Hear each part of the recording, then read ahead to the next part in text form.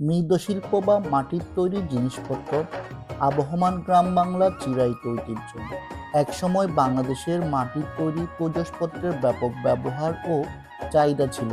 আধুনিকতার ছোঁয়ায় কালের বিবর্তনে মাটির তৈরি অনেক নিপুণ হাতের তৈরি প্রয়োজনপত্র হারিয়ে যেতে বসেছে। সবাইকে রুবেল রুবাইয়ে ফেজে স্বাগত এবং শুভেচ্ছা।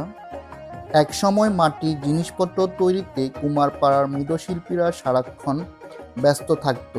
নিত্য প্রয়োজনীয় হাঁড়ি, পাতিল, ডাবর, মটকি থেকে শুরু করে মাটির ব্যাঙ, শোপিস, গহনা, কলস, ফুলের টব, ফুলদানি, ঢাকনা, পিঠা তৈরির সাজ এবং নানা রকম খেলনা তৈরি করতেন মৃৎশিল্পীরা। কিন্তু আধুনিক যুগে কাঁচ, সিলভার, অ্যালুমিনিয়াম, প্লাস্টিক অথবা মেলামাইনের ভিড়ে মাটির তৈরি জিনিসপত্র বিলীন হতে চলেছে। দেশের বিভিন্ন স্থান থেকে পাইকারি ব্যবসায়ীরা মাটির তৈরি জিনিসপত্র কম দামে কিনে হাটে বিক্রি করেন। মৃৎশিল্প মিশে আছে গ্রামীণ বাংলার হাসি, কান্না, সুখ দুঃখের ইতিহাস। মৃৎশিল্পীরা তাদের এই শৈল্পিক প্রতিভার উপর ভিত্তি করে একসময় শক্তিশালী অর্থনৈতিক ভিত গড়ে তোলেন। দেশের অর্থনীতি চাঙ্গা রাখতে মৃৎশিল্পের বিকল্প পথ সে সময় ছিল না।